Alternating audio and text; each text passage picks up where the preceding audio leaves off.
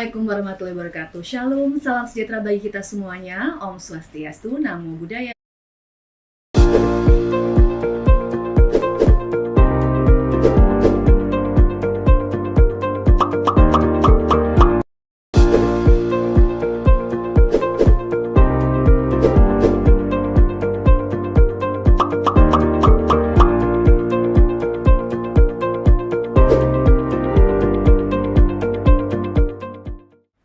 Assalamualaikum warahmatullahi wabarakatuh. Shalom, salam sejahtera bagi kita semuanya. Om Swastiastu, Namo Buddhaya, salam kebajikan, salam sehat. Kembali bersama saya Paramita Sumantri dalam talk show Memilih Damai, masih mengangkat pembahasan tentang pemilu di tahun 2024 mendatang. Dan kali ini diskusi akan menyasar ke wilayah yang tidak kalah penting, yaitu di Sulawesi, dengan tema membaca suara pemilih dari Sulawesi pada Pilpres 2024. Acara ini merupakan series yang digelar di 9 provinsi di Sulawesi, khususnya Manado menjadi kota yang ke-5. Dengan begitu, masih ada 4 kota lainnya yang akan menggelar talk show Memilih Damai. Dan Tribuners, saat ini Tribun Network mengelola 67 portal berita media online dan 23 surat kabar harian yang terbit di berbagai kota.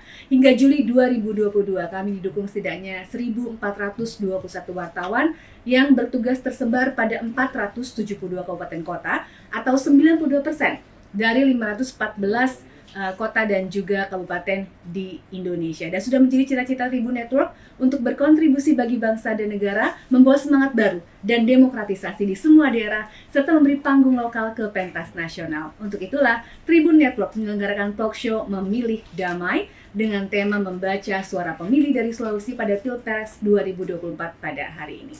Dan semua talk show ini akan dikemas dalam bentuk video dan artikel yang ditayangkan di YouTube Tribun Network dan 67 media online Tribun Network di 34 provinsi dan kota-kota kedua seluruh Indonesia.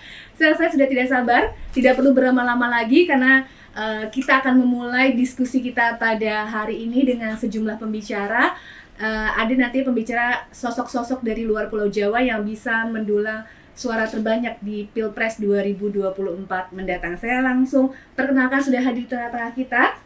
Ada Wakil Dekan 1 Visip Universitas Samratulangi Manado, ada Mas Alfon Kimbal. Selamat pagi, Mas Alfon, sehat? Ya, sehat. Ada juga Akademisi IAIN Manado Sulaiman Mapiase PhD. Selamat pagi, Mas. Baik, kemudian hadir pula di samping saya ada Direktur Eksekutif LSI, Mas Jayadi Hanan. Halo, pagi, sehat Mas?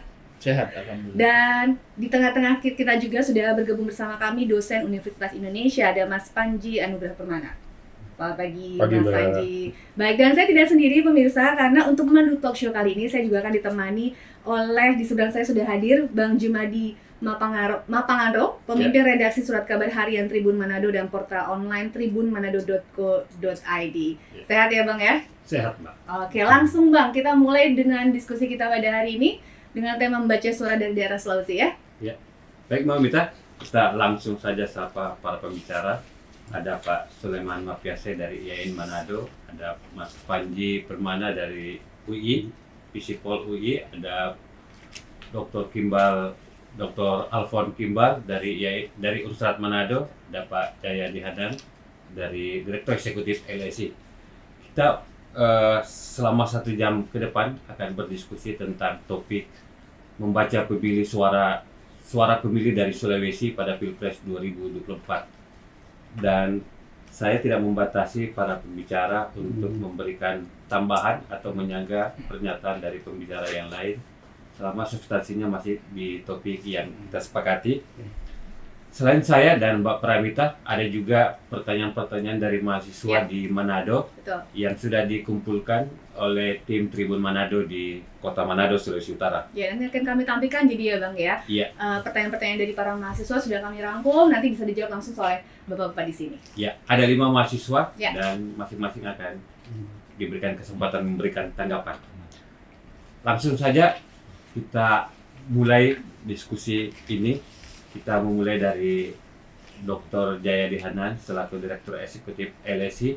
Tentu selama ini kan sering memberikan melacak data-data survei berkait dengan Pilpres. Mungkin bisa diberikan gambaran terkini bagaimana para capres dan cawapres di 2024. yang potensial. Silakan Pak Jayadi.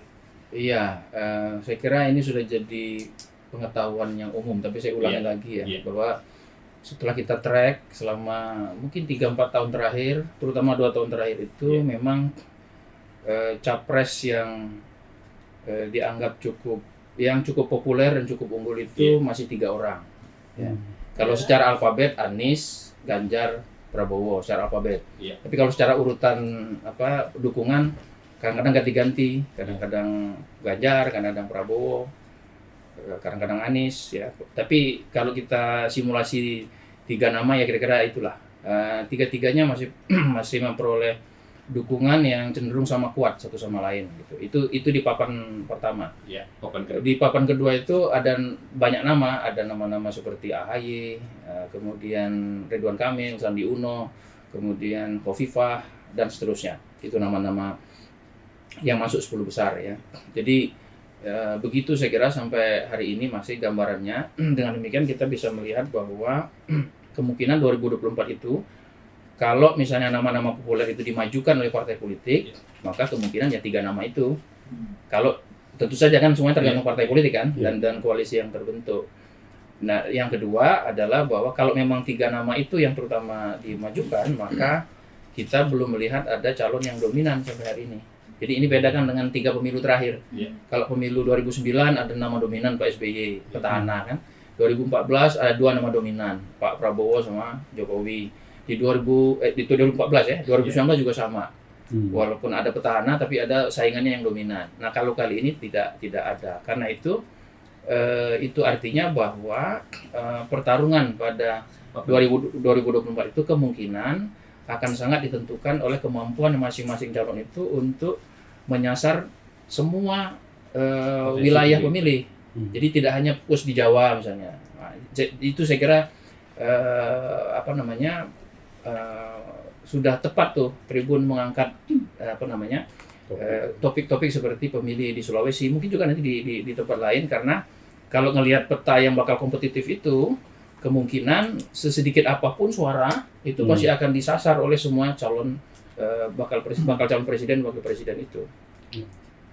Kendati memang kuncinya itu ada di Pulau Jawa. Semua partai, semua calon pasti akan punya perhatian ke Pulau Jawa. Tapi kalau kita perhatikan, karena semuanya ke Pulau Jawa, itu berarti kan keunggulan tidak ditentukan lagi di Pulau Jawa, berarti kan? Itu ditentukan oleh karena nantinya akan unggul sedikit-sedikit kan gitu. Maka itu ditentukan oleh kemampuannya, misalnya mengambil ceruk pemilih khusus di Sulawesi, khusus di daerah Maluku dan Papua, khusus di daerah Nusa Tenggara atau beberapa daerah Kalimantan begitu. Tetapi ya pertarungan nanti akan sangat banyak di Jawa. Nah, katanya Jawa adalah kunci. Masih kunci, tapi masih kalau 2024 mungkin kuncinya tidak sepenuhnya Jawa. Kalau kita lagi-lagi kalau asumsinya ada mungkin 3 itu yang bertarung. Sehingga tidak ada daerah yang tidak penting jadinya untuk pemilu 2024. Kalau melihat dari hasil survei 3 nama papan atas itu yang muncul begitu ya, Mas.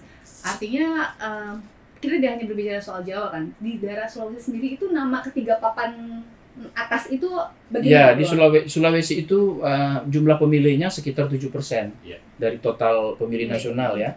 Jadi kalau 2024 mungkin pemilihnya sekitar 14 jutaan. Kalau kita lihat di 2019 suara sah di Sulawesi itu total sekitar hampir 11 juta, 10.880.080 gitu. Kebetulan saya tadi lihat ya. Nah, kalau kita belajar dari 2019 di situ Jokowi secara keseluruhan Jokowi unggul sedikit. Ya, 51,5, Prabowo dapat 48,5 secara keseluruhan. Tapi Prabowo unggul 57% di Sulawesi Selatan, unggul 64% di Sulawesi Tenggara, tapi dia kalah Jokowi dapat 77% di Sulawesi Utara, lalu sisanya itu juga Jokowi di Gorontalo, kemudian Sulawesi Barat, cenderung imbang. Nah, mengapa itu penting menurut saya? Itu penting untuk melihat bahwa begini, kalau 3 nama ini kan sementara ini kita mengasosiasikan Ganjar lebih dekat dengan pemilih Jokowi. Sementara pemilih Anies sama pemilih Prabowo itu tampaknya akan berebut di ceruk yang sama, terutama ya ceruk yang sama. Jadi Prabowo akan berusaha mempertahankan kekuatannya, tapi kemungkinan kalau Anies maju, maka banyak suaranya akan diambil oleh Anies. Itu berarti nanti Ganjar jadi tidak aman kan, karena dua-duanya pasti akan berebut suara Jokowi di situ. Nah kalau kita lihat hasil survei, misalnya di LSI sampai dengan Oktober 2022, itu memang di Sulawesi cenderung yang lebih unggul untuk sementara ini Prabowo dan Anies, ya. Ganjar belum masih trailing. Tetapi itu secara keseluruhan. Tapi kalau kita lihat di provinsi, ya Ganjar tentu saja unggul di Sulawesi Utara misalnya, karena itu kan daerah PDIP dan Jokowi di situ kan 77%, misalnya begitu. Di yang lain di 4 atau 5 Sulawesi itu 6 provinsi ya. 6 provinsi. Di 5 provinsi yang lain masih cenderung bersaing ketat Prabowo sama Anies begitu posisinya. Tapi lagi-lagi kalau kita lihat secara keseluruhan, ya mungkin itu tadi tidak terlalu berbeda jauh di antara ketiganya. Pengaruh kalau calon wakil presidennya, kan ada tadi beberapa nama yang masuk 10 besar, AHY, Erick Thohir, Ridwan Kamil, masuk Khofifah. Nah ini pengaruhnya terhadap kalau mereka nanti dipasangkan dengan ketiga capres ini. Iya, ini menariknya ya. Iya. Kita punya 3 calon presiden, lagi-lagi kalau yang maju ya. Iya. Nah, saya kok selalu gitu ngomongnya. Karena kita punya 3 calon presiden yang dianggap paling unggul menurut survei, itu selisih satu sama lain sedikit. Iya. Nah menariknya, bakal calon wakil presiden banyak, tapi selisih satu sama lain juga sedikit. Betul. Misalnya Ridwan Kamil sama Sandi Uno, sama AHY, sama Khofifah, sama siapa lagi? Erick Thohir. Itu selisihnya itu nggak terlalu berbeda jauh gitu. Jadi pilihan-pilihan para capres ini untuk wakil menjadi penting itu saja. Tapi pilihan dari para capres ini untuk ke wakil menjadi banyak kan, bisa ke siapa aja gitu. Nah karena itu mungkin yang akan dicari adalah keunggulan-keunggulan yang mungkin lebih kualitatif. Misalnya pasti akan dipikirkan Jawa luar Jawa misalnya. Kalau di Sulawesi mungkin isu itu masuk, Jawa luar Jawa. Atau isu NU bukan NU. Militer non militer tidak terlalu kalau sekarang ya, tidak terlalu menonjol. Mungkin isu-isu seperti itu yang timur barat mungkin gitu ya. Nah, isu-isu seperti itu yang mungkin nanti akan menarik. Tapi lagi-lagi karena yang disasar oleh para capres ini seluruh Indonesia, kan bisa jadi satu calon wakil presiden bisa membantu seorang capres di Jawa Timur, tapi belum tentu bisa bantu dia di Sulawesi kan, gitu dan seterusnya. Jadi, nah khusus untuk Sulawesi, sepanjang yang saya tahu dari ada hampir 30-an nama yang dicek terus-menerus oleh lembaga survei itu, memang nama calon dari Sulawesi belum ada yang kompetitif. Saya pernah ditanya oleh Tribun di Makassar ya, bagaimana dengan tokoh dari Sulawesi Selatan seperti Syahrul Yassin Limpo misalnya, atau Andi Amran Sulaiman atau Oli Dondo Kambe gitu. Memang nama mereka ada, tapi agak jauh di 20 besar gitu. Karena itu artinya kalau dari segi asal wilayah, tampaknya orang Sulawesi tidak akan terlalu punya mendorong tokohnya. Tidak akan punya kecenderungan pada tokoh tertentu, karena kan kecenderungannya yang akan dipilih sebagai cawapres itu mungkin dari luar Sulawesi semua. Kalau kita bicara soal Sulawesi ya, begitu. Ya mungkin ada Khofifah gitu, mungkin Erick Thohir atau jadi nanti yang mungkin akan membantu lebih unggul adalah calon wakil presiden mana yang paling mampu bersosialisasi secara nasional, begitu. Jadi yang diperlukan tuh calon wakil presiden yang tidak lokal, tapi nasional gitu. Nah, mengapa saya sebut begitu? Misalnya gini. Mas Ganjar misalnya ya, kenapa dia masih agak kalah di Sulawesi? Karena selama ini dia masih terlalu Jawa Tengah, sama terlalu PDIP, gitu. Dan itu misalnya popularitas Ganjar itu masih di kisaran 75%-an. Kalau yang lain sudah nasional tuh, Prabowo kan sudah 95%, hampir 100%. Anies sudah 80% lebih, dan dia cenderung menasional. Jadi nanti kalau kita bicara soal wapresnya, yang akan dicari adalah wapres yang sama kuat popularitasnya secara nasional dan kualitas popularitasnya secara nasional. Baik, Pak Jayadi, kita ke pembicara kedua, Pak Sulaiman Mapiase membaca bagaimana sih gambaran daerah melihat suasana Pilpres ini? Dan pertanyaan berikutnya adalah ada statement yang pernah dilontarkan oleh Wakil Presiden bahwa jangan bermimpi presiden dari luar Jawa, atau Indonesia butuh 100 tahun lah presiden di luar Jawa. Gimana pandangan Pak Sulaiman Mapiase? Pertama, kalau butuh 100 tahun berarti 100 tahun setelah merdeka itu 23 tahun lagi. mungkin ya. 2045 ya, Iya, baru bisa ada presiden Indonesia tahun emas ya. ya, dari luar Jawa. Saya sih pertama mungkin cenderung melihat secara normatif ya, bahwasanya pemilu ini merupakan mekanisme atau jalan untuk bagi rakyat Indonesia menemukan pemimpin terbaik. Dan menanggapi pernyataan seperti itu dari Pak JK ya, Iya. tidak salah. Saya membacanya untuk menemukan pemimpin yang baik atau cukup qualified untuk memimpin Indonesia tentu ditentukan oleh kualitas pemilihnya ya. Sejauh mana pemilih itu mampu memilih secara rasional. Berarti mungkin hitung-hitungannya dalam waktu 23 tahun itu pendidikan kita sudah melahirkan manusia-manusia yang cukup rasional dalam menentukan pilihannya.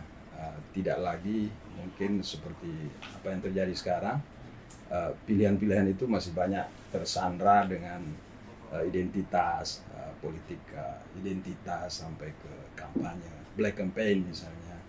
Atau di Sulawesi Utara sejauh ini kami perhatikan money politik itu masih sangat kuat dan itu menyandra demokrasi untuk memilih orang-orang yang terbaik untuk memimpin rakyat ini mencapai cita-cita kesejahteraan dan keadilan kan. Jadi mungkin banyak yang bagus tapi karena tidak punya duit ya akhirnya tidak bisa terjaring melalui proses demokratis ini ya. Asumsi dasarnya kita memilih independen bukan karena pengaruh ini dan itu, tapi kita melihat kualitas orangnya, apakah dia punya integritas yang baik, punya kompetensi yang baik di level lokal, nasional maupun Tapi internasional. secara akademis ada tidak misalnya penelitian bagaimana sih karakteristik pemilih di wilayah Sulawesi itu seperti apa? Sosok apa sih yang dicari begitu dari pemilih-pemilih di Sulawesi? Iya, kalau saya memperhatikan ada terakhir hasil survei oleh Bawaslu Kota Manado ya. Masyarakat itu menginginkan pemimpin yang mampu memperhatikan kepentingan mereka secara umum. Yang uniknya dari survei itu 77% masyarakat itu tidak menghendaki money politik, ya kan? Kemudian di sisi lain masyarakat menginginkan pemimpin yang visioner, punya visi, punya agenda kerja yang jelas, yang menyasar kepentingan hajat hidup orang banyak. Itu sekitar 80% menginginkan itu. Nah ini yang unik karena faktanya selama ini mereka masih banyak yang tersandra dengan money politik itu. Meskipun kita tidak mengingkari bahwasanya para politisi juga cerdas. Ya, di samping memenuhi hasrat dari sisi kualifikasi barangkali kedekatan mereka dengan konstituen, tapi di sisi lain daripada kalah dengan politisi lain ya kita bermain juga dengan money politik itu, meskipun secara normatif mereka menggaungkan bahwa kita tidak bermain di situ, ya kan? Tapi faktanya tidak bisa dipungkiri mereka juga tetap bermain. Bahkan pemilu terakhir saya geleng-geleng kepala saja sebab pemilih juga misalnya banyak yang mendatangi mereka dari para calon ini. Mereka bawa ini kan amplop dan sebagainya. Nah, pemilih ada yang menerima semua amplopnya dari manapun dia ambil, ada juga yang sudah menghitung. Ya, yang paling banyak yang saya ambil, yang sedikit saya kembalikan. Nah, itu masih sangat masih sangat umum praktiknya dalam masyarakat kita. Bahkan istri saya punya staff, itu staffnya minta izin sehari sebelum pemilihan khusus untuk menyambut amplop-amplop itu. Jadi saya bilang, waduh, ini gimana demokrasi ini? Tapi para calon juga saya lihat pintar ya melihat dalam tanda kutip Peluang ketidakcerdasan masyarakat ya. masyarakat. Mereka kan sama-sama menawarkan itu, tapi mereka bersaing lagi long term ya. Ada yang meng-approach mendekati masyarakat jauh-jauh sebelum itu, ya kan, dengan money politik. Ada juga nanti menjelang hari hanya, dan biasanya yang long term bermain lebih awal itu mereka yang akan memenangkan pertarungan. Pak Sulaiman, kan ada biasa orang memilih itu karena ada kedekatan, proximity dengan kedaerahan, suku, agama. Bagaimana Pak Sulaiman melihat dari proses kedekatan itu? Untuk konteks Sulawesi Utara, saya lihat itu masih tidak terlalu berpengaruh.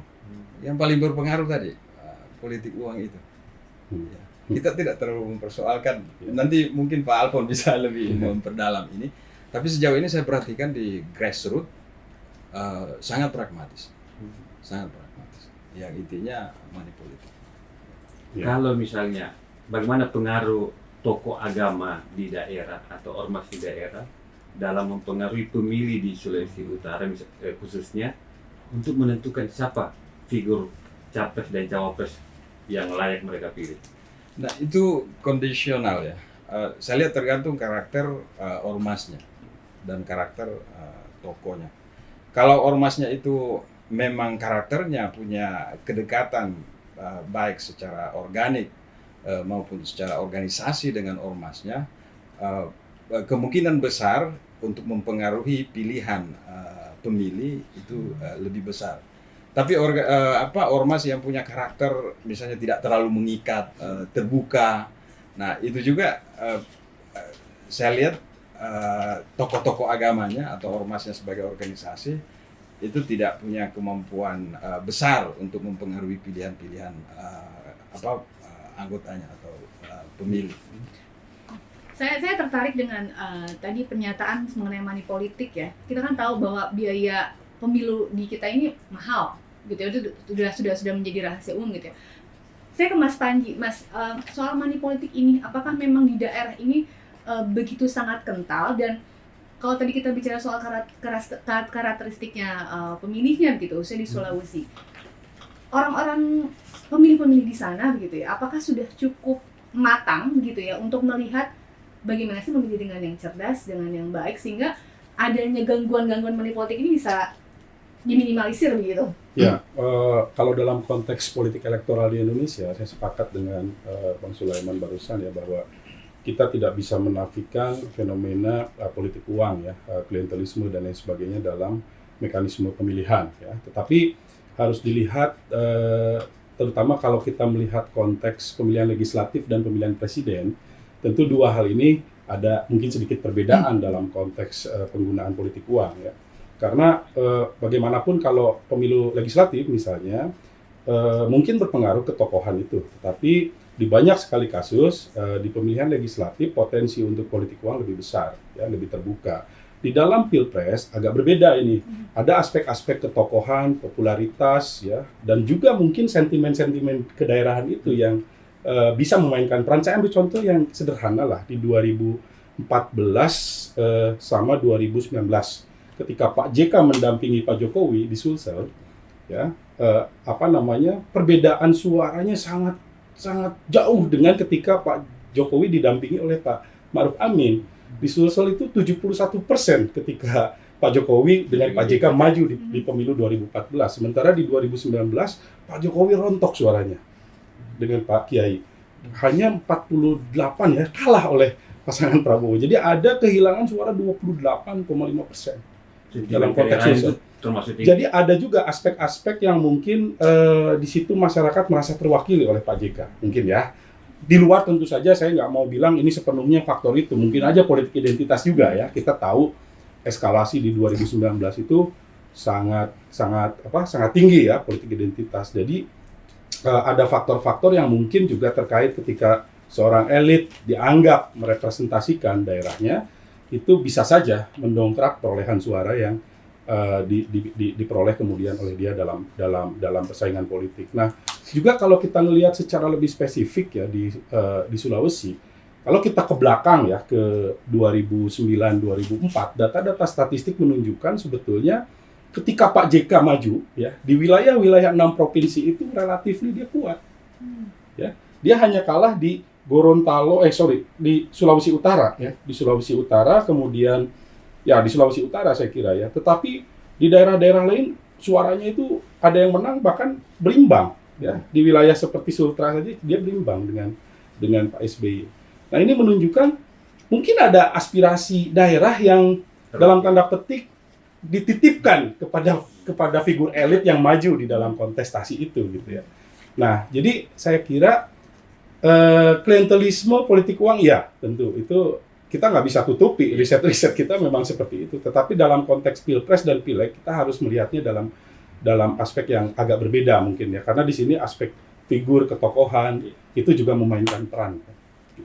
Jadi menurut Mas Panji, ke depan pada pemilu 2024 untuk capres dan cawapres harus memperhatikan apa? Membaca tadi hasil pemilu sebelumnya itu. Iya, jelas representasi yang kemudian bukan kedaerahan, saya ngomongnya mungkin lebih luas ya. Iya.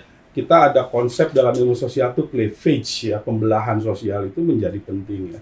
Di sini pembelahan sosial itu berarti kan berkaitan dengan sebetulnya latar belakang sosial seorang elit. Apakah dia mewakili sebuah komunitas wilayah tertentu misalnya ya. Bisa jadi etnis, agama. Makanya kemudian kan di dalam politik aspirasi-aspirasi yang dikaitkan dengan misalnya apakah dia lebih mewakili ormas NU, Muhammadiyah dan lain sebagainya itu menjadi pertimbangan ketika memilih, termasuk gender mungkin ya. Jadi saya kira aspek-aspek itu tidak seakan sepenuhnya diabaikan, tentu akan dipertimbangkan. Selain tentunya mungkin tadi ya, yang paling utama kan tiket nih. Kalau tiket nggak dapat, tentu aspek itu ya susah juga kan. Tiket dulu. Kalau tiketnya bisa dapat ya, otomatis dimensi-dimensi itu akan diperhitungkan. Selain tentu saja yang berkaitan dengan politik uang, seberapa besar resource yang dia miliki juga di dalam kontestasi itu. Karena ini kan sebuah proses kontestasi besar, melibatkan resource yang juga besar. Mas Panji, ini kan 2023 nanti itu dianggap sebagai tahun gelap. Dianggap Indonesia memasuki resesi, kata sebagian orang. Yang itu disampaikan oleh banyak pengamat ekonomi.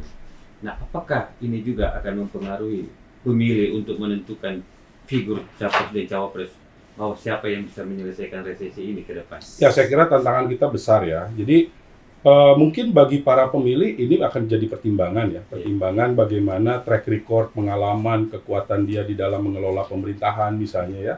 Itu bisa menjadi salah satu patokan. Walaupun dalam konteks Indonesia biasanya program track record itu masih nomor kesekian gitu ya. Lebih banyak dimensi figur ya, kekuatan personality dia dianggap sebagai ini cocok nih seperti ini, atau mewakili satu tadi ya, pembelahan sosial tadi yang apa namanya lebih bisa mempengaruhi pemilih ya. Tetapi saya kira itu bukan berarti bahwa faktor-faktor kecakapan dia di dalam mengelola pemerintahan itu diabaikan ya. Jadi mungkin saya kira ke depan publik akan mempertimbangkan juga dimensi-dimensi kecakapan dia ya di dalam pemerintahan. Dan kalau itu yang menjadi pertimbangan ya, kita tentu senang sekali ya kalau pertimbangan-pertimbangan pada aspek track record, integritas, kemudian pengalaman dia di dalam pemerintahan yang dijadikan basis bagi pemilih untuk memilih seseorang, tentu ini yang kita harapkan. Saya kira ada dua aspek di situ ya. Mau nambahin Kang Panji tadi ya. Jadi ada pertama tadi yang disebut Kang Panji track record. Jadi kita bicara soal kapasitas. Kapasitas kan kita bisa lihat dari track recordnya, pengalamannya, pendidikannya dan sebagainya. Yang kedua tadi apakah dia dianggap punya program yang memadai untuk menyelesaikan krisis atau hal-hal lain. Nah, kalau kita lihat misalnya ke katakanlah 10 besar ya. Iya. Dari segi track record semuanya berpengalaman kan. Berpengalaman, betul. Oke, kita fokus di 3 orang lah misalnya Anies, Ganjar, Prabowo. Itu kan Prabowo sudah sangat lama di pemerintahan. Kemudian apa namanya? Punya pengalaman lama di militer, punya pengalaman sebagai pengusaha juga. Kemudian Anies lama di pemerintahan di tingkat menteri nasional maupun di tingkat daerah.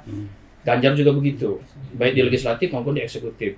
Artinya kalau kita menggunakan itu sebagai indikator kapasitas, tiga-tiganya Memenuhi itu. memenuhi syarat kan gitu.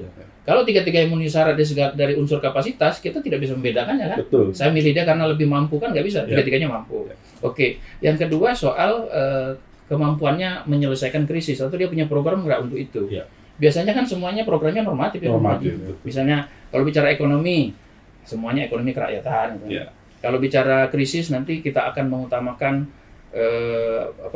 UMKM misalnya, akan mengupayakan agar harga rupiah, nilai tukar rupiah tidak terlalu anjlok dan seterusnya, komoditi.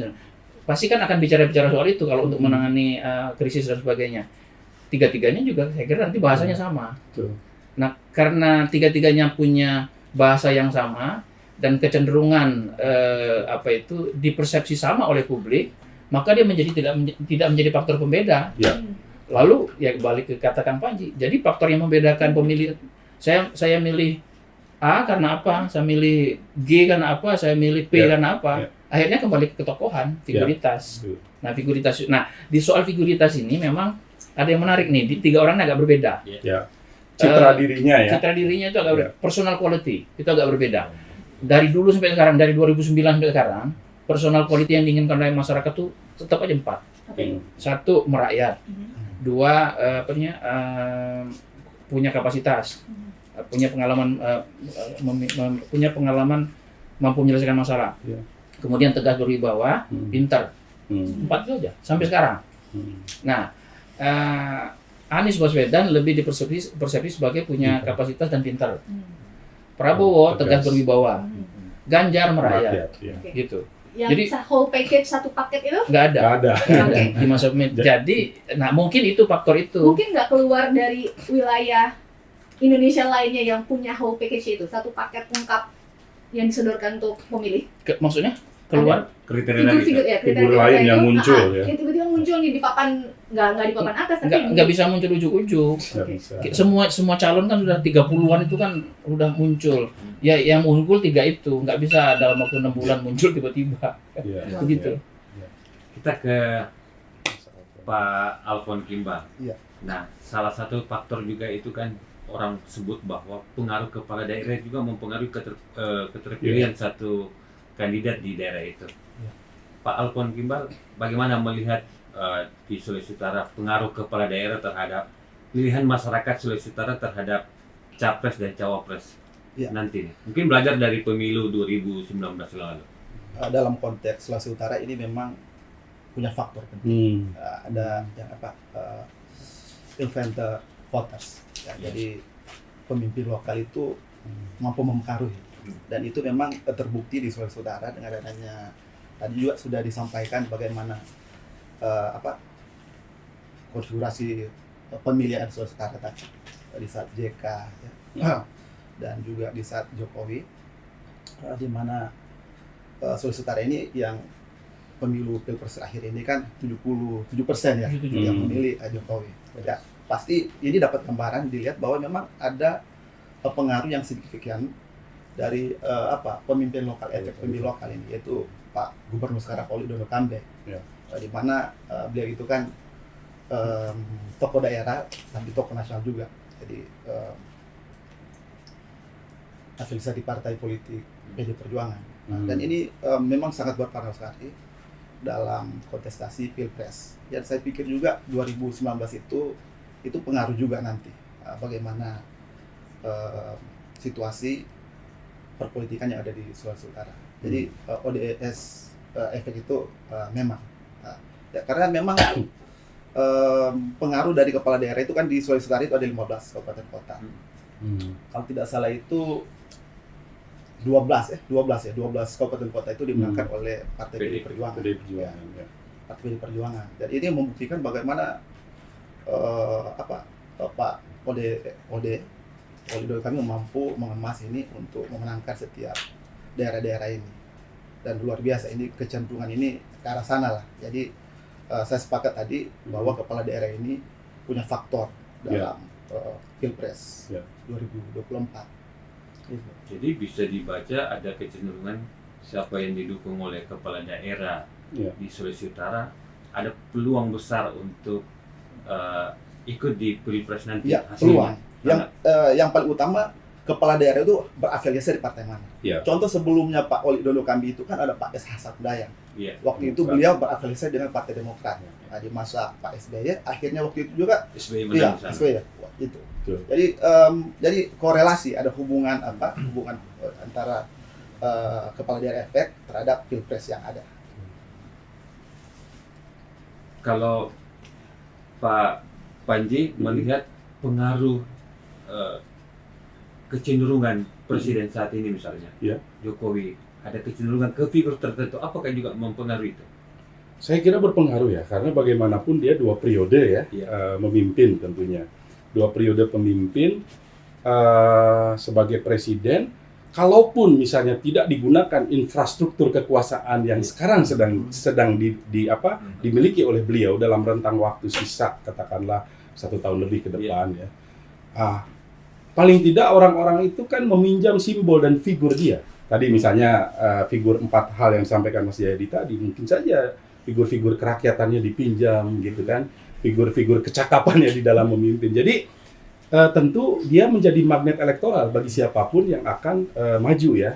Dukungan dari Pak Jokowi menjadi sangat penting. Tetapi di luar konteks itu saya melihat 2024 itu, saya tadi melanjutkan yang Mas Alfon sampaikan, juga jangan dilupakan selain ada elit-elit daerah, ada peta persaingan partai politik yang bergeser di wilayah Sulawesi ya.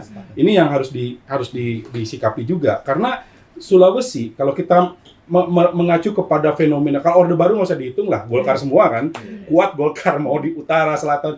Tetapi kalau kita ngelihat misalnya di masa lalu ya, Sulawesi di tahun 55 yang dibagi ke dalam 2 daerah pemilihan, wilayah utara sama selatan Tenggara, utara dengan tengah, itu kan menunjukkan satu kekuatan politik yang di selatan Tenggara itu partai-partai Islam, Masyumi, PSI, NU dan lain sebagainya, itu mayoritas sampai mencapai 64%, dan di wilayah-wilayah utara tengah itu partai-partai Kristen, partai Parkindo dengan PNI. Betul. Nah, jadi ada korelasi kemudian dengan yang terjadi di masa pasca Orde Baru kalau kita melihat data statistik. Pasca Orde Baru di Sulawesi itu ditunjukkan dengan penggerusan secara sistematis kekuatan Golkar hampir di 6 provinsi ini. Kalau Sulbar baru kan ya Bang ya. Nah, itu terjadi penggerusan. Nah, kekuatan Golkar ini diperebutkan oleh Nasdem. Misalnya Nasdem kita lihat dia cukup mendapatkan kenaikan suara di tengah Gorontalo dengan di Sulawesi Utara. Sulawesi Utara juga betul. Dua anggota legislatif ke pusat. Betul. Kemudian PDIP semakin menguat di utara. Sulawesi Utara. Kemudian PAN ini jangan salah nih. PAN di barat juga mengalami penguatan ya. Jadi ini juga fenomena-fenomena yang tadi dikaitkan dengan elit juga ya. Bagaimana elit lokal itu asal partainya dari mana, itu tentu mungkin akan memberikan, walaupun kita nggak bisa jamin ya, kalau misalnya dapat dukungan itu, kemudian mesin partai di bawah bisa bekerja. Jadi ada pertimbangan-pertimbangan ke arah situ juga mungkin. Oke, baik.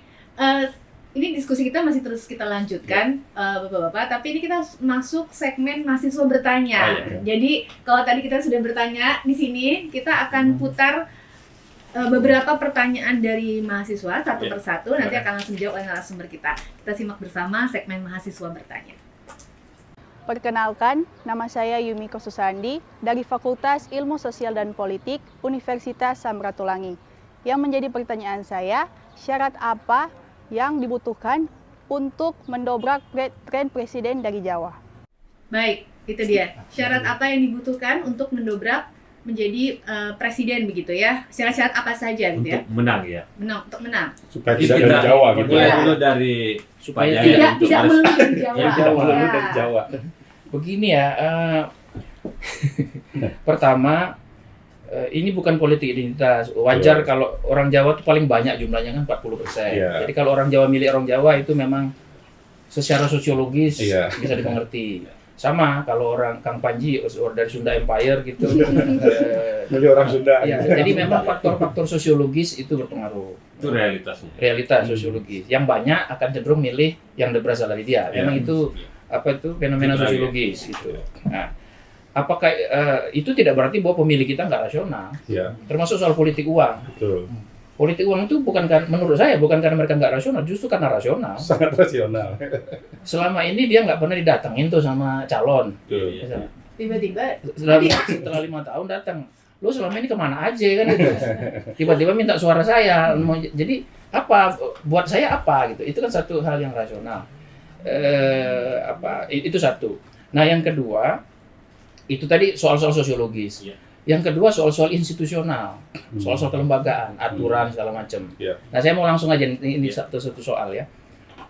Sebetulnya ada peluang bagi calon dari luar Jawa untuk bisa menang atau untuk bisa bersaing secara baik, gimana? asal tidak ada presidential threshold. Iya. Iya kan? Ada dulu syarat 20%. Iya, sekarang kan ada presidential threshold. Berarti itu Harus- harus jangka panjang dong ya? Iya, mungkin 23 tahun. Kalau dari jangka pendek rasanya secara rasional kayaknya masih Jangka nggak pendek ya? belum, jangka Ya. pendek belum. Baru Karena- ditolak sama MK. Iya, ya. jadi itu contoh tuh. Jadi Contoh sederhana. jadi pertama ada persoalan-persoalan sosiologis yang Betul. tadi. Yang kedua ada persoalan-persoalan kelembagaan, Kelembagaan. Ya. aturan-aturan pemilu. Contohnya itu yang presidensial threshold. Kalau presidensial threshold itu ada, maka orang yang berasal Sulawesi ini Dari ada satu daerah, orang didukung oleh seluruh Sulawesi, 7% cuman. Iya. Iya. Misalnya. Nggak cukup. Iya. Ya, katakanlah itu ada partai yang mewakili itu, nggak cukup. Tapi kalau tidak ada presidensial threshold misalnya, semua Terlalu partai banyak yang juga bisa. ya. Nah Ya. nanti kan diseleksi gitu. Karena tidak ada presidensial threshold, mungkin saja salah satu, salah dua naik ke sehingga dia bisa masuk putaran kedua atau Ya. apa gitu kan. Nah nanti setelah itu misalnya ada calon ya dari Sulawesi 1, dari Sunda 1, Ya. dari Sumatera Utara 1, dari Palembang 1. Nanti di putaran kedua mereka bergabung. Betul. Bergabung tuh.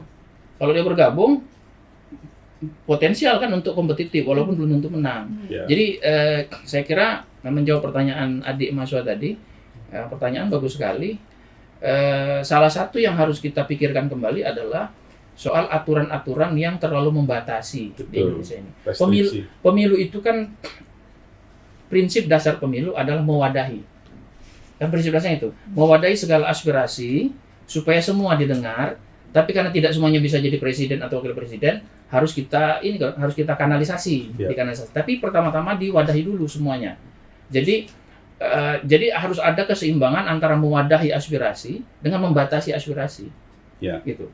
Kan kalau mewadahi semua nanti terlalu banyak. Jadi tidak efektif. Supaya efektif maka kita harus ada upaya untuk membatasi. Nah, membatasi itu di Undang-Undang Dasar 45 udah jelas pembatasannya. Calon hanya dari partai politik. Ya. Kalau calon itu bertarung, kalau dia mau menang ada batasannya tuh. Dia anggap menang kalau memperoleh 50% lebih. 50% lebihnya ada batasan lagi, sebarannya segala macam. 20% di setengah Kalau- jumlah Iya, provinsi. kalau nggak dapat baru putaran kedua. Itu Betul. sudah dibatasi sebetulnya. Batasi, betul. Nah, tapi pemilu kita membatasi lebih jauh lagi. Iya. Dari awal untuk nyalon harus 20% dulu minimal Dikaderin, ya. dukungan partainya. Ya. Nah, jadi mungkin dalam jangka menengah ke depan menurut saya untuk mengatasi barrier tadi yang disampaikan oleh adik kita tadi, ya itu aturan-aturan kelembagaan yang terlalu membatasi. Ya. Yang harus kita pikirkan kembali. Menurut saya salah satu yang harus kita dobrak ya presidensial threshold itu. Ya. Salah satu. Kan? Atau dikurangi? Dikurangi. Ya dikurangilah Dikurangi kalau ya, memang 20. kalau memang Idealnya pengen banget ada Pak Jaya presidensial. berapa idealnya? Ada dua pemikiran menurut Iya. saya. Satu, kenapa nggak samain aja sama partai politik? Misalnya sekarang 40%. Parliamentary threshold aja. Iya. Waktu Jadi raya. setiap partai politik yang, masuk ke punya parlemen bisa nyalonin. ya, bisa nyalon. Setuju Satu. saya itu. Atau ada konsep nih Kang Panji kan kita belajar nih Pak ini juga kita semua kan orang ilmu politik. Ada konsep namanya effective number of political parties. Ya. Jadi itu dasarnya adalah tingkat efektivitas sebuah partai di parlemen. Ya. Nah kalau kita hitung di Indonesia itu tingkat jumlah partai efektif kita itu sekitar 6-8 dari 2004 sampai sekarang 6-8. Ya. Artinya ya itu aja kita bagi. Jadi partai-partai yang memperoleh angka sekitar 8%. 6-8%, bisa itu ngajuin. dia ya. mengajukan, Iya. dia tetap berkoalisi gitu. Iya. Misalnya gitu. Itu ya tentu harus Opsi dipikirkan. lain. Itu contoh aja. Idealnya sepertiga lah dari 20% itu ya. terlalu membatasi karena dengan Berat. konfigurasi kita sekarang Multi partai. maksimal 4. Betul. Maksimal 4 itu kalau PDI-nya nyalon sendiri. Kayaknya PDI nggak mau kan? Berarti sekarang maksimal 3. Belum tentu juga. Iya. Bisa jadi cuma 2. Iya. Bahkan kan tidak ada halangan untuk calon tunggal. Iya. Kalau partai-partai yang sepakat. Itu akibatnya kan kalau cuma ada 2 calon atau 3 calon dari mana dong yang bakal dimajuin? Iya. Tentu yang secara sosiologis paling banyak pendukung, paling banyak orangnya kan Betul. Jawa atau Sunda lah gitu. Hmm. Atau orang yang dianggap dekat sama Jawa gitu. Ada pandangan lain, Mas Alvan? Ya saya sepakat tadi, regulasi itu penting. Terlepas sebenarnya kalau dilihat kan memang situasi politik saat ini ya Jawa dia presiden, tapi ya harus diingat bahwa kita pernah presiden dari luar Jawa, Hmm. Pak Habibie, Pak Habibie. ya pasca leksernya Pak Soeharto. Nah, jadi sah-sah saja untuk di luar Jawa, Ya, ya stigma itu oke, tetapi kita jangan lihat stigma lah gitu. Persoalan bagaimana kita melihat Indonesia adalah Indonesia, Ya, ya. Jawa adalah Indonesia, Sulawesi adalah Indonesia, Sumatera adalah Indonesia. Hmm. Jadi semua bisa untuk jadi presiden. Presiden. Ya presiden. Bukan hanya itu juga kan, oke kita hanya bicara soal presiden, tetapi sebenarnya menjadi presiden itu menentukan juga wakilnya. Tadi sudah dibicarakan Ya. tadi. Terbukti juga pada waktu Pak SBY wakilnya Pak JK. Pada masa Pak Jokowi wakilnya Pak JK. Nah, jadi intinya antara Jawa dan luar Ya. Jawa itu stigma itu Iya. ya. Tapi kembali tadi sebenarnya kalau bagi saya ini untuk yang di luar Jawa kami itu maksudnya harus ada kemampuan lebih lah Ya. dari tokoh-tokoh politik yang ada di daerah. Ya. Bukan hanya langsung mencalonkan atau langsung naik gitu, tapi ada proses-proses. Pak JK kan itu bukan langsung Ya. ditokohkan karena Ya. beliau itu ada proses Membangun organisasi, proses yang membangun panjang, proses ya. ya, Hmm. membangun proses sampai ketua partai. Ya. Ya, ketua partai Golkar ya. Jadi Ya. sehingga mumpun untuk bisa bersaing dalam konteks nasional. Oke. Baik, kita lanjut ke pertanyaan yang berikut masih dari mahasiswa. Kita simak apa pertanyaannya. Perkenalkan, nama saya Angelin Lydia, saya berasal dari Fakultas Ilmu Sosial dan Politik Universitas Samratulangi Manado. Saya ingin bertanya, bagaimana peran media sosial dalam mengubah persepsi masyarakat jika presiden bukan dari Jawa? Balik lagi. Jika presiden bukan. Tapi Pak perannya di media Jayadi. sosial Ya. ya, di media sosial ya. Pak Panji. Panji. Ya, saya kira pengaruhnya besar ya kalau kita ngomong misalnya pengguna ya media sosial di Indonesia udah sangat masif ya, dan terutama kalau misalnya itu terjadi menyasar kalangan-kalangan milenial yang generasi yang mungkin dari aspek pembelahan sosialnya sudah tidak lagi seperti generasi X, generasi baby boomers dalam mengidentifikasi dirinya. Mungkin generasi ini bersikap lebih kosmopolitan, lebih terbuka dan lain sebagainya di dalam menentukan pilihan. Tapi saya mungkin mengomentari Jawa luar Jawa tadi, presiden sebetulnya kita belum bisa dibilang sebagai kunci ya. Kita baru mengalami 4 pilpres, baru 2 presiden yang dari Jawa, yang kalau bicara langsung ya. Ya. Beda jauh kalau kita bandingkan dengan Amerika yang sudah 46 kali punya presiden, yang itu boleh dibilang lah WASP itu jadi hukum besi kan, White Anglo-Saxon Berarti Protestan. bisa dari daerah nanti jadi presiden. Nah, cuman masalahnya Ya, lagi-lagi Jangan yang terlalu tadi, lama, Kak. Kalau ke Amerika terlalu lama. Iya. maksudnya kan Sampai 200 kalau di tahun lebih. kalau di Amerika tuh kan memang White Anglo-Saxon Iya. Protestan itu udah jadi kayak Iya. kunci gitu ya, Iya. walaupun batal juga dengan Biden, Kennedy sama Obama gitu. Iya. Nah, tapi saya sepakat dengan Mas Jayadi, sebetulnya ya ini melihat dari partai politik yang ingin membatasi ini, tapi sebetulnya mereka jadi susah sendiri. Iya. Ya akhirnya partai politik yang besar saja yang kemudian diuntungkan dengan ini, dengan adanya threshold, satu-satunya aturan yang mungkin ada di Indonesia aja gitu ya. Tapi ini satu keunikan yang kemudian menurut saya mungkin tidak semua partai sepakat dengan adanya aturan threshold ini ya. 20% itu luar biasa sulit dalam era multipartai. Kita sekarang mungkin satu partai itu dapat 20% ini udah luar biasa kan. Nah, jadi kondisi-kondisi seperti itu. Tapi mungkin secara kalau kita berpikir lebih radikal lagi ya ke depan, mungkin juga kita kenapa nggak mau nyoba plurality system misalnya ya Mas Jayadi ya. Kalau misalnya barrier itu kan adanya di gerbang sama di rumahnya. Nah di gerbang itu dalam bentuk threshold, di rumahnya nanti ditambahin lagi 50% plus 1 tambah dengan sebaran.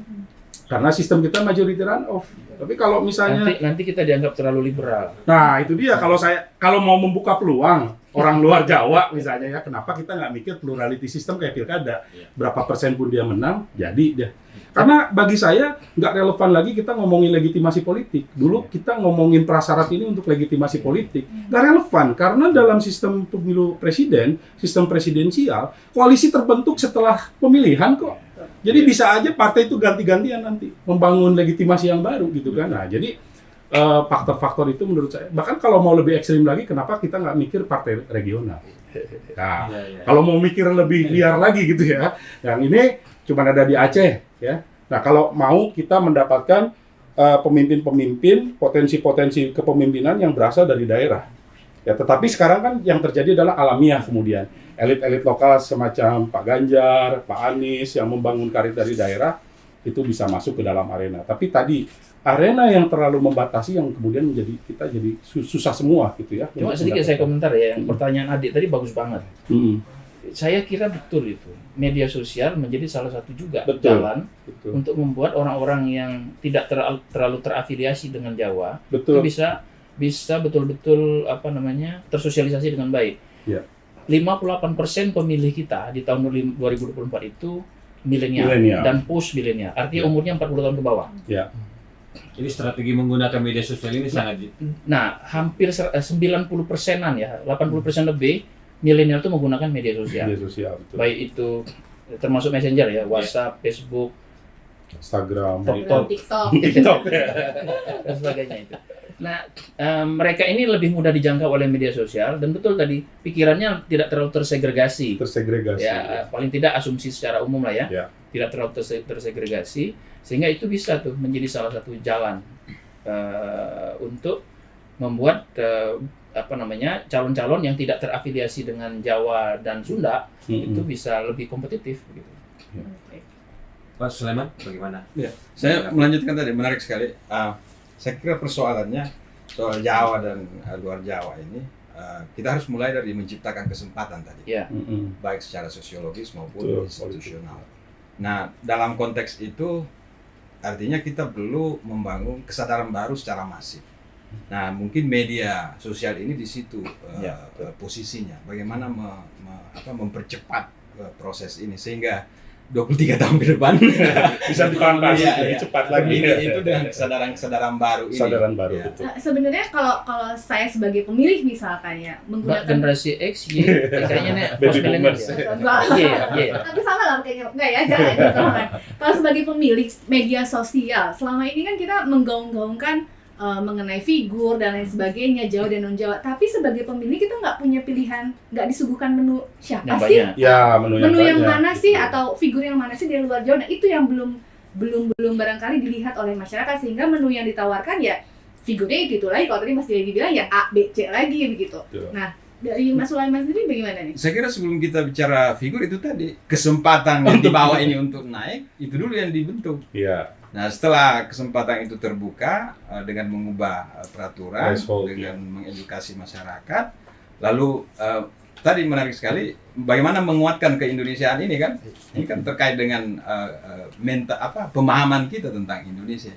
Kalau kita sadar bahwa kita ini Indonesia, sebenarnya Jawa luar Jawa itu seharusnya tidak ada. Tidak ada. Ya? Tapi faktanya kita harus menerima bahwa itu ada secara sosiologis kita hadapi kan. Jadi kalau pertanyaan tadi itu tadi kesempatan yang dibawa ini dinaikkan dulu. Gimana caranya menemukan itu tadi ya? Jadi Ya, itu ya diperlukan media branding kan? Iya. Celahnya memang sulit ya, Mas Panji? Saya kira problem terbesar Indonesia mau ngomongin politik nasional, mau ngomongin politik lokal adalah iliberalisasi kompetisi elit. Jadi kompetisi elit itu dibikin restriktif. Coba lihat pilkada, threshold gitu ya. Calon perseorangan makin sulit dan lain sebagainya. Mungkin saya terlalu liberal ya di dalam tapi ya itu kita harus disediakan dulu dong. Suguhan siapa elit yang muncul dari lokal, siapa elit yang muncul dari. Jadi pilihan kita banyak. pilihan kita bisa jadi terbentuk dengan sendirinya. Misalnya, oh saya lebih berasosiasi, lebih senang figur yang ini, terlepas dari etnis dia dari manapun. Karena menurut saya orang ini begini gitu kan. Karena kan memilih itu sebetulnya saya ingat omongan seorang Indonesianis Herbert Tate. Memilih itu agak menabrak konsep rasionalisme sebetulnya ya. Pemilih itu dasarnya adalah kecurigaan dan kesukaan. Kita memilih suka seseorang atau nggak memilih karena curiga sama orang itu gitu ya. Jadi faktor-faktor itu yang menurut saya mungkin kalau dibuka ruangnya lebih luas, ya, hambatan-hambatan tadi bisa saja. Dengan gitu. ruang yang sekarang sulit. Sulit. Jadi ini bukan sulitnya soal Jawa luar Jawa saja, elit Jawa luar Jawa saja, tetapi elit yang lahir mungkin ya dari rahim kesepakatan elit-elit. Jadi sudah disediakan duluan sama elit-elit partai. Bukan mustahil gitu. juga kan. Bukan mustahil tentunya. Nah, itu yang kita Harus percaya. Oke. Baik, kita lanjut ke masih ada pertanyaan dari mahasiswa, kita simak bersama. Nama saya Jeremia Ramatambahani dari Fakultas Ilmu Sosial dan Politik Universitas Samratulangi Manado. Saya ingin bertanya, apa yang membuat calon presiden dari luar Jawa sulit bertarung dalam pemilihan presiden? Dan juga apa yang dibutuhkan untuk merubah tren presiden harus dari Jawa? Nah, Mungkin Pak Sulaiman dulu ya. silakan. ini Ya. kayaknya pertanyaan yang sama. Ya, itu tadi kesempatan, kita sudah bicara soal kesempatan Yeah. tadi kan, dengan kondisi sosial yang ada, kemudian perundangan yang ada, itu tidak memberi ruang untuk mengorbit mereka. Nah, mungkin gimana ya? Tentu kalau misalnya ruang itu tercipta tidak cukup. Tapi setelah ruang itu tercipta, figur-figur lokal ini harus punya kemampuan untuk membangun asosiasi, jejaring-jejaring, sehingga lokalitasnya itu menjadi, kalau saya katakan, menjadi lebih kabur ya. Dan saya jadi ingat, ini mungkin terkait juga nanti sejauh mana kita populasi kita ya lebih cair ke depan, perkawinan antar etnis. Kalau itu digelorakan, image Jawa luar Jawa itu lambat laun akan tergerus. Tapi kalau itu salah satu strategi kan. Strategi perkawinan. Iya, lintas. Strategi jangka panjang. Nah, persoalannya sekarang semua di Jawa ya, pendidikan di Jawa, bisnis di Jawa. Saya pikir harus ada, mungkin nanti dengan IKN itu akan mengurai itu. Nanti akan banyak perkawinan lintas etnis, kemudian pusat-pusat bisnis dan pendidikan juga mungkin akan bergeser ke beberapa titik, keluar dari titik-titik konvensional sekarang. Atau mesti harus Indonesia jadi negara federal baru? Oh, tidak juga, karena beresiko juga. Sebetulnya kita secara substantif agak-agak mirip federal sebetulnya kan. Kita punya otonomi luas, desentralisasi. Jadi daerah punya, meskipun sudah agak dibatasi dengan undang-undang yang baru, Undang-Undang 23 2014 ya. Tetapi kita sebetulnya lokalitas kita cukup kuat sebetulnya. Nah, lokalitas itu yang saya setuju dengan Pak Sulaiman, lokalitas itu yang sekarang bisa dipakai dengan adanya digital technology. Ya. Jadi sekarang itu dimungkinkan orang berbasis lokal tapi dia menjadi tokoh nasional. Bisa. Dia gubernur di satu daerah tapi dia dikenal di seluruh wilayah. Jadi bukan hanya gubernur Jakarta yang bisa dikenal seluruh. Kalau gubernur Jakarta memang ya nature-nya ya, karena masih ibu kota. Walaupun dia gubernur Jakarta, mau tidak mau seluruh orang Indonesia lihat itu. Tapi yang lain juga bisa. Contohnya Ganjar, ada beberapa yang lain ya. Ibu Hovifah mungkin. Dia berbasis lokal, tapi dia dengan perkembangan teknologi dan media sosial, dia bisa dikenal di mana-mana. Itu istilah Pak Sulaiman ini mengaburkan identitas lokal itu ke daerah itu. Itu bisa membantu. Nah, yang juga tidak kalah penting saya kira adalah partai politik. Partai politiknya itu mboknya lebih demokratis itu loh. Selama ini? Iya, maksudnya itu coba partai politik kasih contoh nih. Kasih contoh nih partai politik yang menjadi pimpinan partai politik itu jangan hanya di daerah tertentu aja. Ya nggak? Bisa dari Aceh, bisa dari gitu loh. Dia jadi miniatur proses demokrasi Indonesia, baik dari segi simbol kepemimpinannya maupun proses di dalamnya. Kalau sekarang kan ya Ya Mas Panji ya, kampanye Iya, salah satu problem kita justru demokratisasi di partai politik. Ya, masih Hanya singkat orang ya. tertentu yang bisa menjadi ketua partai politik kan? Iya. Hanya kelompok tertentu yang bisa menjadi pimpinan partai politik. Iya. Lah, semua proses politik di Indonesia itu kalau nggak 100% ya mungkin lebih dari 80% tergantung partai politik kan? Iya, iya. Angkat pilkada, pemilu semua Iya. partai politik. Mm-mm. Mengangkat hakim segala macam tergantung ada kaitan partai politik. KPU ada kaitan partai politik. Mana lagi? Bawaslu ada kaitan partai Ya. politik. Komnas, komisi segala macam. Duta besar kan terkait partai politik. Mm-mm. Jadi saya kira salah satu kuncinya juga adalah demokratisasi di tingkat partai politik. Nah, ini yang berat. Kenapa? Karena mereka partai politik kan semua bicara atas nama demokrasi sekarang. Iya. Lalu siapa yang mau mengajarkan demokrasi ke mereka? Ya mereka sendiri. Ya itu problemnya. Tadi kan kita bicara soal regulasi, memberi kesempatan, masalahnya semua itu yang ngerjain partai politik kan. Iya. Lihat fraksi di DPR kan. Nah itu. Ya, Kalau kita kan partai bisanya teriak-teriak gini aja. Ya. Ada tambahan Mas Maman? Dari media sudah, partai politik sudah. Ada tambahan lain? Jadi sebenarnya saya hanya berkata aja Pak Jayadi ngomong gitu tadi. Jadi ada demokratisasi yang ada di partai politik sendiri. Seberapa partai politik ya melaksanakan fungsi partai politik sendiri kan, yaitu kader kan, jadi pemimpin dan sebagainya. Bukan hanya mulai pada konteks Jawa saja, Mm-mm. tetapi berikan kesempatan lah untuk orang daerah. Setelah kemerdekaan kan itu kalau pikir orang-orang di luar Jawa ya di daerah itu banyak orang yang hebat, Iya. pinter-pinter. Setuju. Apakah di Pulau Sumatera sana kan, sampai negara itu kan sempat ada pemerintah darurat Mm-mm. tinggi kan, Betul. ya itu orang-orang brilian semua, Iya. pinter. Begitu juga di Pulau Sulawesi ya. Betul. Lalu di Sulawesi ada Pak Permesta. Pak Samratulangi Iya. dan banyak tokoh-tokoh penting yang menjadi Betul. founding father Indonesia ini. Iya. Jadi sebenarnya partai politik itu harus melihat hal ini, karena kan semua diatur negara ini diatur oleh partai politik. ya. Di DPR itu partai politik lah, fraksi.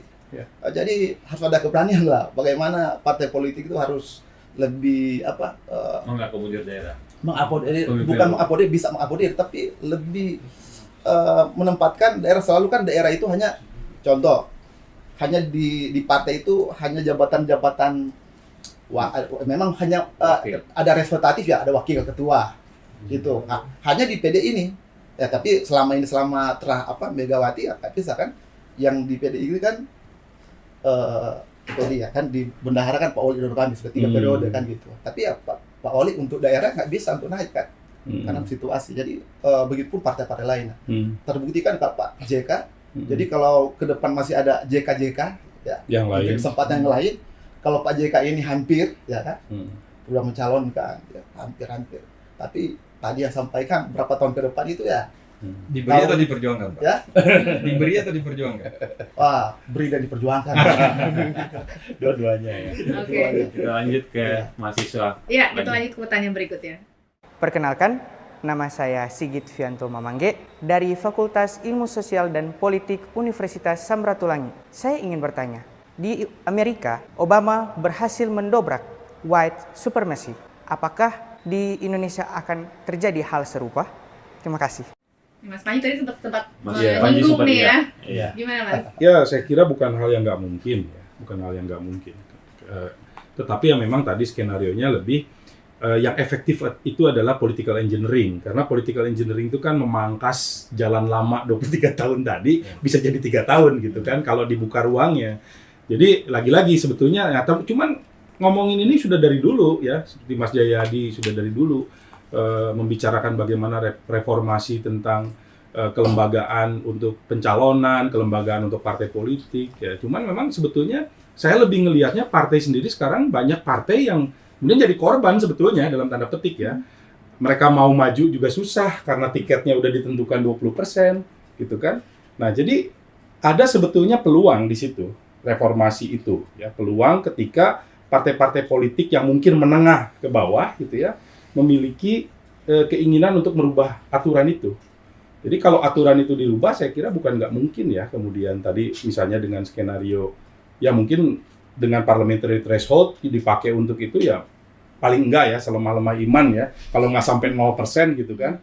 Artinya ya udahlah punya kursi di DPR kemudian dia bisa mencalonkan. Jadi bukan hal yang nggak mungkin. Karena Amerika sendiri kan dengan sistem yang seperti itu ya dia bisa melakukan itu kan. Artinya dulu bukan cuma Obama kan, Kennedy yang Katolik bisa, Biden terakhir seorang Katolik juga bisa. Kemudian Obama apalagi ya, dia mewakili dua identitas yang sangat minoritas, kulit hitam dan juga bapaknya Muslim gitu kan. Nah ini sesuatu yang mungkin di Indonesia ke depan saya kira memang harus didorong. Nah tapi saya sepakat dengan Mas Sulaiman tadi bahwa mungkin satu hari pengaburan identitas dengan banyaknya pertemuan ya, itu dimungkinkan juga secara sosiologis. Karena sekarang misalnya gini lah, Pak Prabowo tuh orang mana sih gitu kan? Kan ada percampuran juga gitu kan orang tuanya. Pak Anies itu dari mana ya? Ada ibunya orang Sunda juga gitu kan. Bapaknya, kakeknya ada orang Jawa Surabaya gitu kan dan seterusnya. Nah, mungkin di generasi-generasi lebih kini Makin kabur. ya mungkin makin kabur, mungkin lebih menonjol yang identitas sifatnya multiple, yang lebih beragam. Dia menampilkan diri sebagai yang mungkin kalangan orang Kristen atau orang Protestan atau orang Islam yang etnisnya seperti ini, ibu bapaknya campuran. Nah, itu mungkin akan lebih mudah buat kita melihat itu sehingga Jawa luar Jawa ini lebih lebih saruk lagi gitu ya, lebih kabur lagi. Oke, Mas Jayadi ada tambahan? Jadi apa namanya?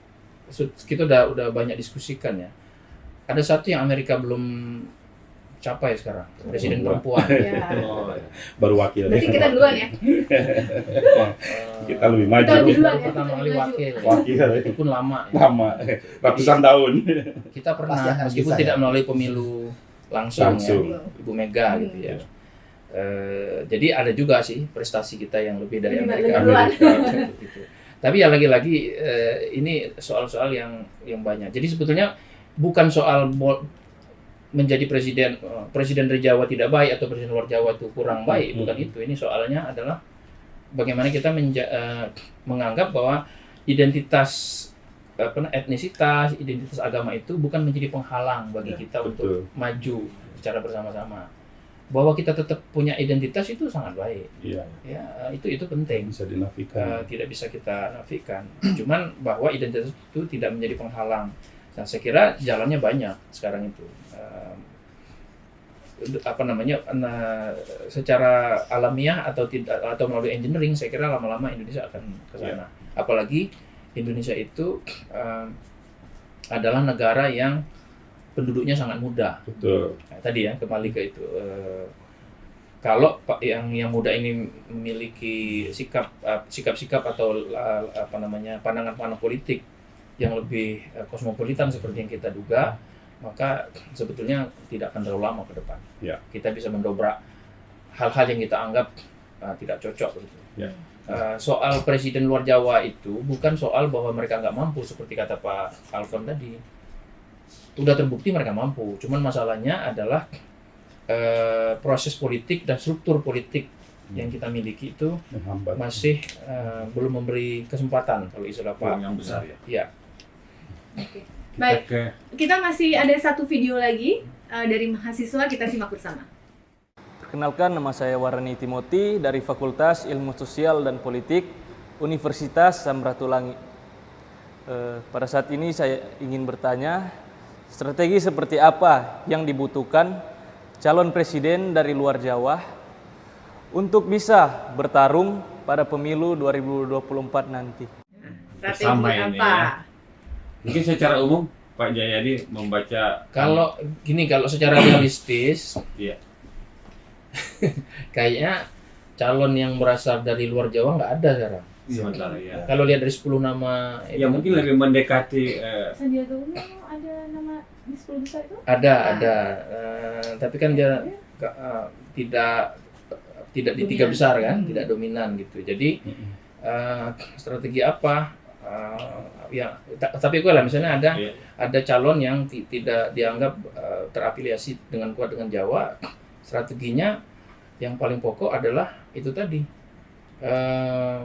mengutamakan pemilih milenial dan post milenial itu dengan menggunakan teknologi, dengan menggunakan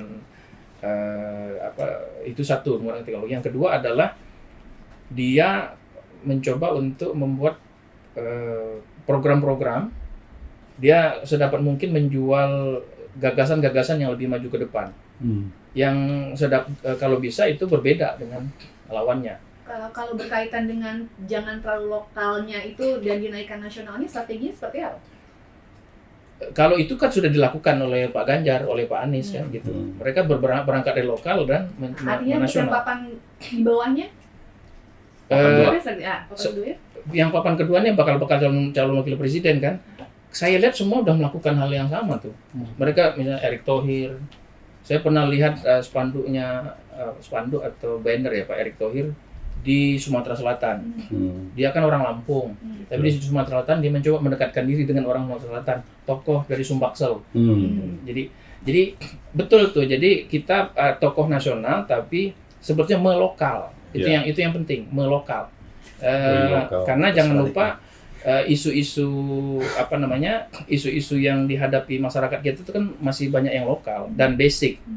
Kan kalau kita tanya apa sih masalah-masalah yang dihadapi oleh masyarakat kita itu basic aja masalahnya. Masalah jalan rusak, harga sembako, soal BBM, soal anak sekolah, soal kesehatan, gitu-gitu aja sebetulnya. Jadi supaya bisa, maka tokoh-tokoh nasional ini kemudian melokal sekarang sampai ke akar rumput. Itu yang penting. Jadi mereka tidak hanya menjadi tokoh di tingkat nasional, tapi ketokohannya itu terasa sampai di tingkat lokal. Oke. Masuk segmen ke. Iya. Nah, itu barangkali ada tambahan lain. Tadi selain tokohnya harus melokal, barangkali Mas Sulaiman? Ya, saya kembali ke Obama tadi ya. Dalam kaitannya dengan ini, saya berpikir kalau mau menempuh cara-cara ekstrem, Obama kan ada struktur politik yang mewadahi kenapa bisa dia mendapat dukungan besar kan di kalangan masyarakat. Orang waktu itu gerah dengan politik identitas kan, yang begitu kuat. Nah saya pikir kita tidak bisa mengakselerasi proses itu di Indonesia secara kultural, karena semuanya biasa-biasa saja. Kita bermain politik uang, kita bermain politik identitas, belum ada secara faktual yang merugikan sangat jauh begitu. Betul. Sampai ke akar-akar. Jadi orang biasa-biasa saja. Betul. Kita bermain politik uang, orang tetap enjoy. Kita bermain politik identitas, orang tetap enjoy, tidak merasa dirugikan seperti tadi bahan-bahan hajat-hajat dasarnya itu kan. Tapi kalau tercipta suatu kondisi di mana permainan ini Jawa, luar Jawa ini menciptakan maka itu tadi bisa mengakselerasi proses orang mencari di luar Jawa alternatif. Kalau memang secara faktual punya dampak negatif ke masyarakat kita. Itu kira-kira. Kalau tadi kan ada dikatakan Mas Yadi bahwa perlu ada pemimpin nasional dirasakan di lokal. Nah, mungkin Mas, kalau saya apa harus dilakukan supaya bisa dirasakan oleh daerah? Saya kira peluang untuk menghadirkan pemimpin luar Jawa itu semakin terbuka dengan semakin besarnya potensi pemula tadi gitu ya, pemilih milenial.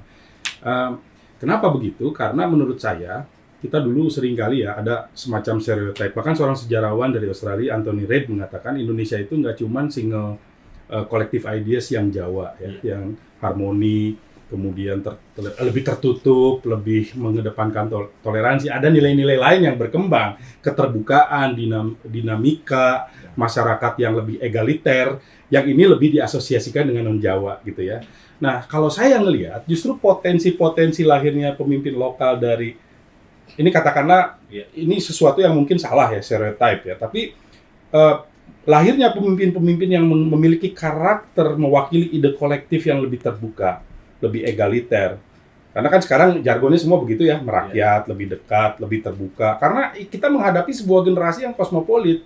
Beda dengan mungkin kebanyakan dari kita yang lahir dari situasi, kebanyakan kan kita nih mungkin dibesarkan di era Orde Baru ya. Jadi udah banyak aturan. Nah, mungkin lebih terbuka dan lain sebagainya, menurut saya ini satu peluang yang besar ya.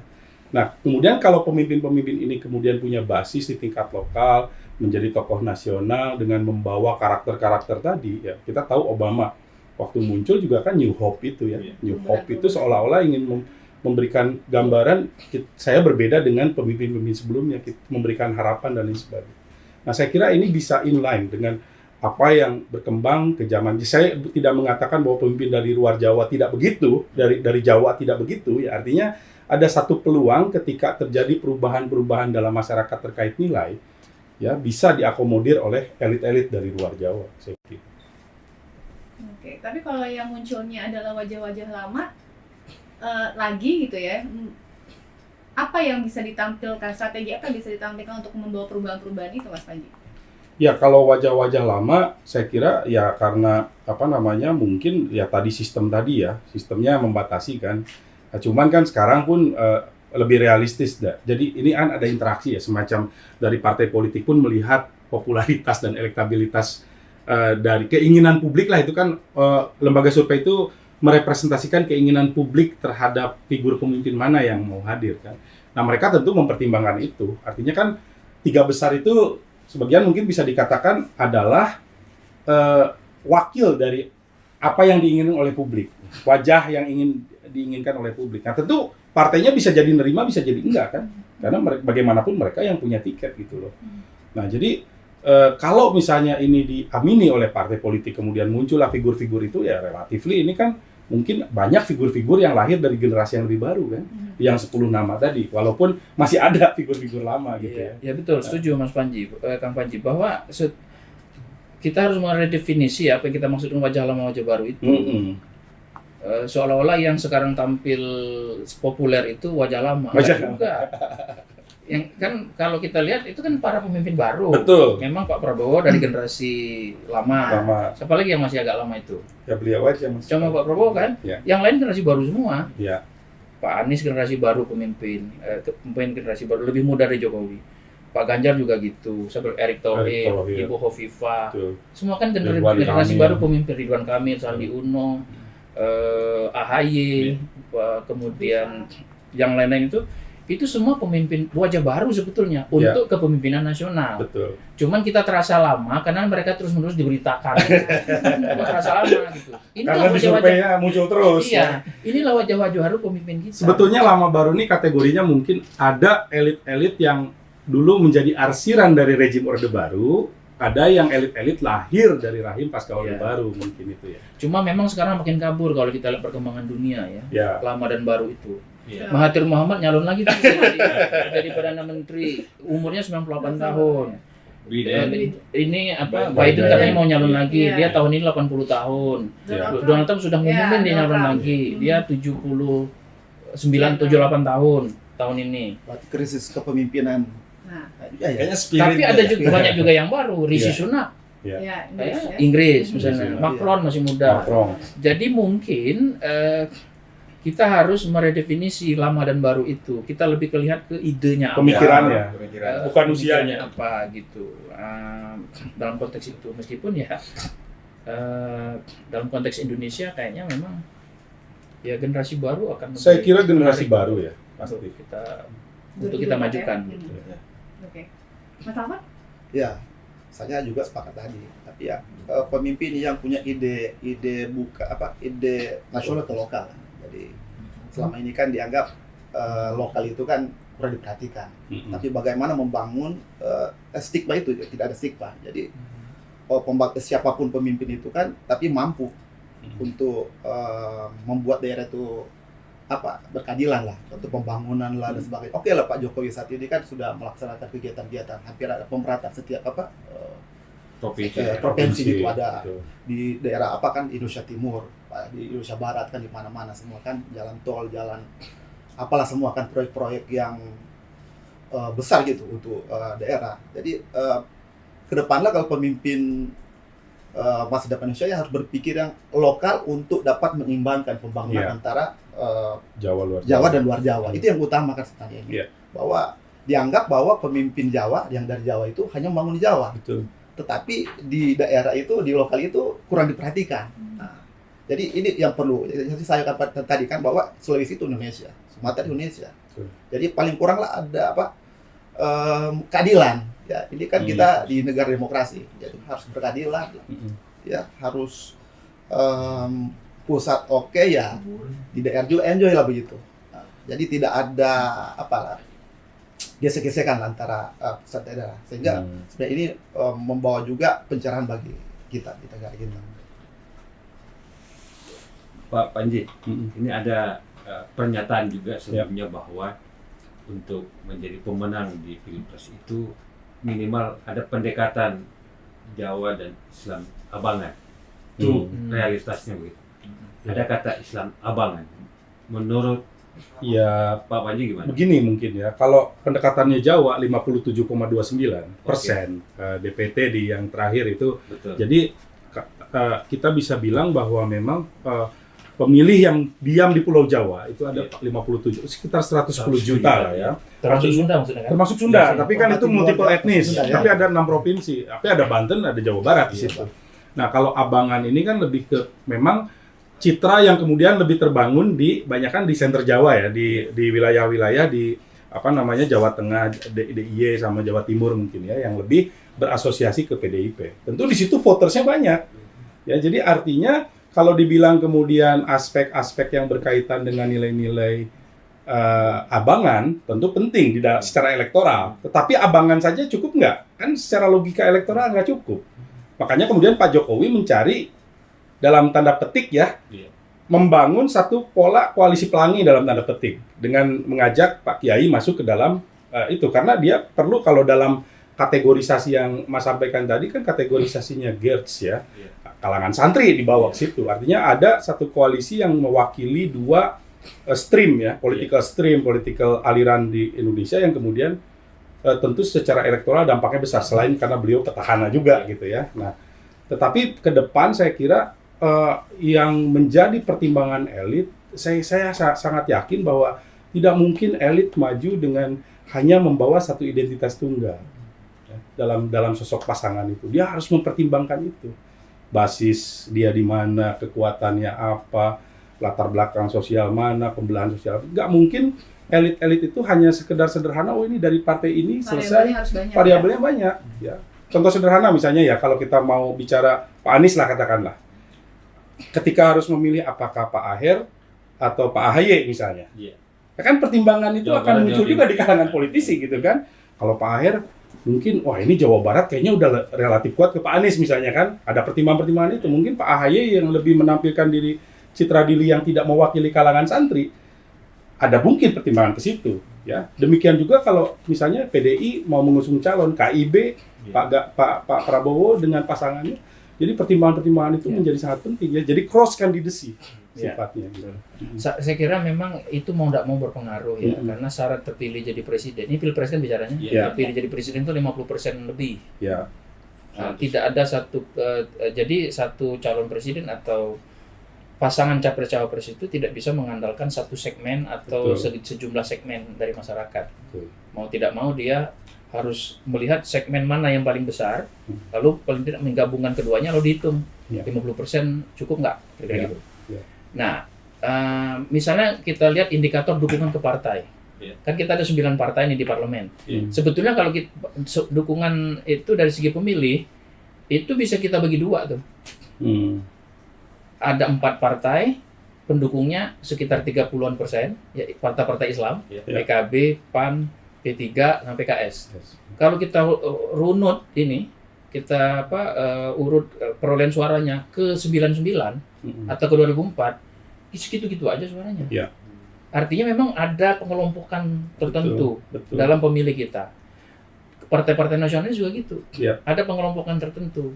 Maka kalau kembali ke tadi, nasionalis biasanya kalau dikaitkan dengan Islam dianggap lebih cenderung abangan kan gitu kan.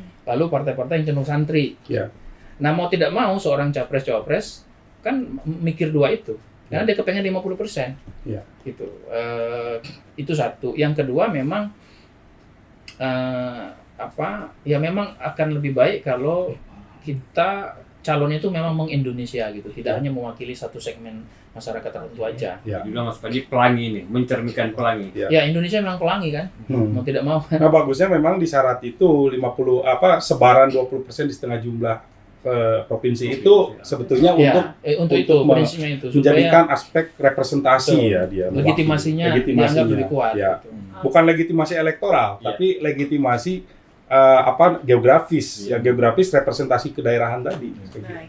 Kita sudah di ujung talk show kita pada hari ini. Barangkali closing statement masing-masing untuk memberi closing statementnya.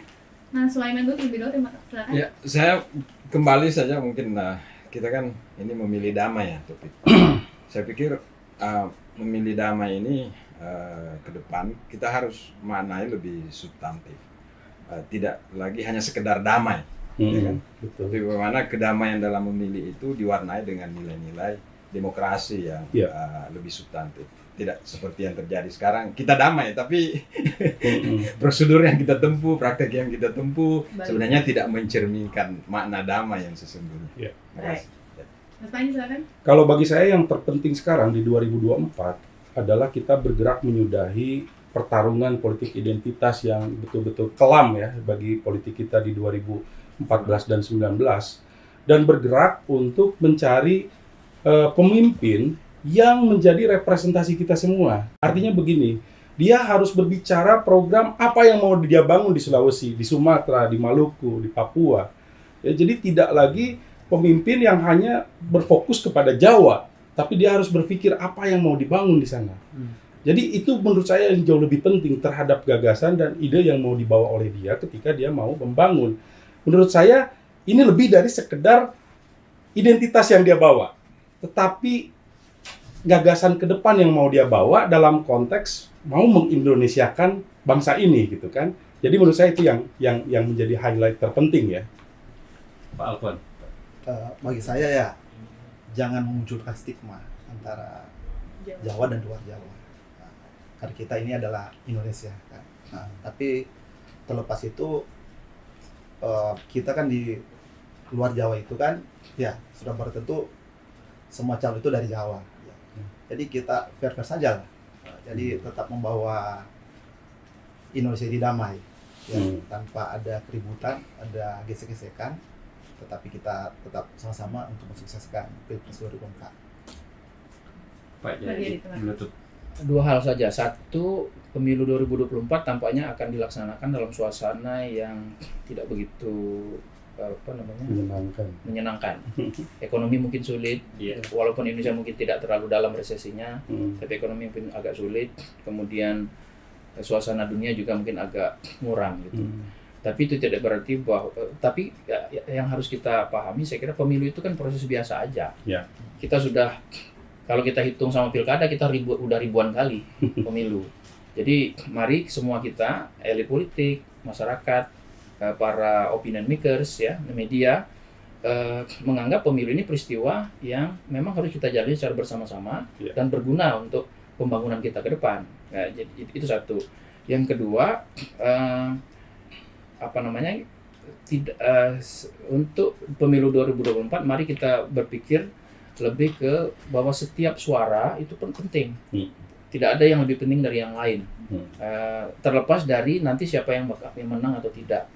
Jadi pemilih di Sulawesi merasa suaranya penting, pemilih di Jawa suaranya penting, pemilih di Sumatera, di Papua dan sebagainya itu semua penting. Sehingga pemilu kita nanti bukan hanya damai, tapi balik lagi kita jadi pesta demokrasi. Pesta sesungguhnya ya.